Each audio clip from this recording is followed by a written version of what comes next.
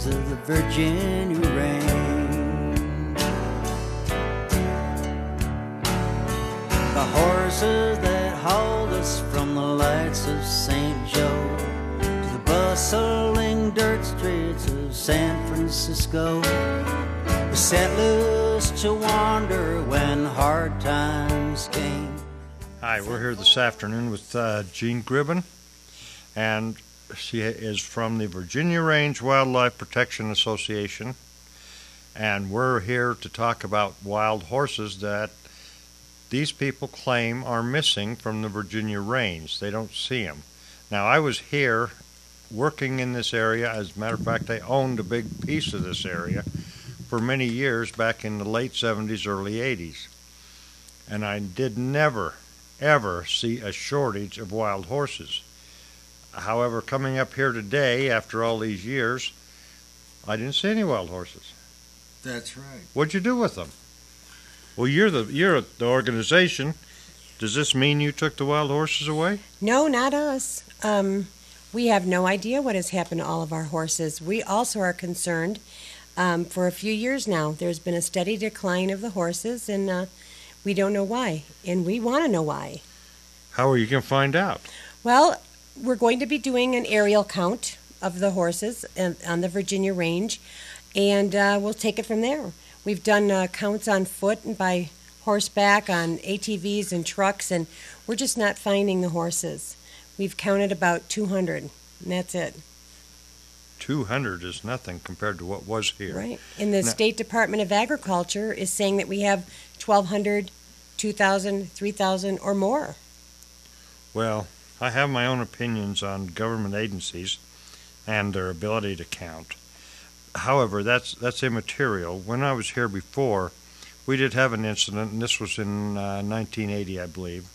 We had one incident where I caught a helicopter up here firing rifles, running the horses down Lago Canyon.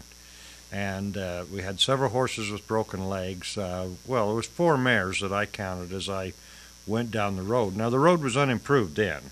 Now, at least it's ground and graveled, but it was unimproved, and I went down. These horses were down in the creek bed. It almost looks like a river bed, and it's all raw rocks. Right. And then I came across a mare with a colt, and that did it for me. I found there right at the end of, I don't know what the intersection is now. There's some roads across, but it's close to the first meadow, and they had a makeshift corral built there, and I ripped the corral. I didn't know who they were, but I ripped the corral down with my truck at the time and let those horses loose. And then, now this is radical, and I don't recommend this to anybody. Please, out there, don't do this. But I was angry. So I pointed a rifle at the helicopter, and it really went away fast. So obviously they were watching me with binoculars. I would never have fired on them, but we got rid of them, and then I thought, well, okay, here comes the law, I'm sure, but no law ever showed up until later. And so I really don't know who was in charge of them, but I found the helicopter rent-a-place at the Carson Airport, and they were going to file charges on me. I said, fine, knock yourself out. You know, I don't care. And I'm sure that you people feel the same way now. Because this area is beautiful. It is, and it was right around that same time that the Virginia Range Wildlife Protection Association came to be. Residents here in the Virginia City Highlands saw the mustanging going on, which is what that is. It's mustanging. And they formed the group and had a law passed in Story County that made it illegal to mustang and to do helicopter roundups in Story County. And it was right around the beginning of the 1980s. Good for you. So we've been around a long time trying to protect and preserve these horses. Now, in the mid-1980s, were there horses around? Were there plenty of them? Oh, there was a lot of horses.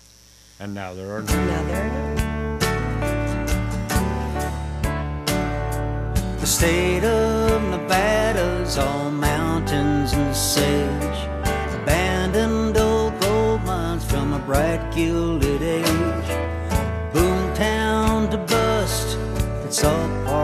change, like the pretty wild horses of the Virginia range.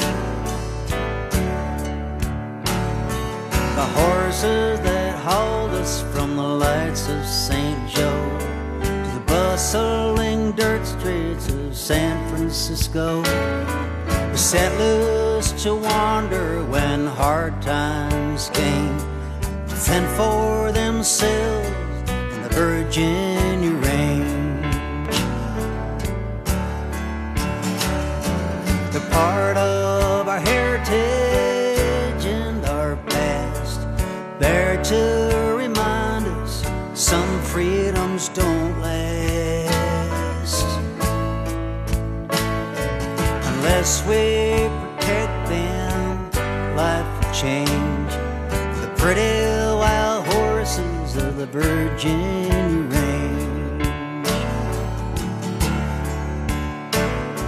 Now wanna-be cowboys and high-powered friends scouring this range where the wild horses ran. Those famous wild horses may soon go away, the glorious boomtown, the wild Comstock days. They're part of our heritage and our past, there to remind us some freedoms don't last unless we protect them. Life will change for the pretty wild horses of the Virginia range. Unless we protect them, life will change for the pretty wild horses of the Virginia range.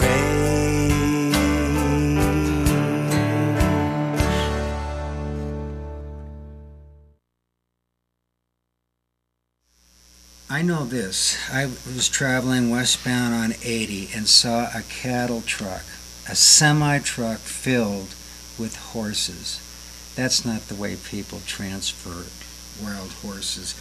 And so that in combination with the news story made me think, oh, I want to help to stop doing this. And I think if we could get more people,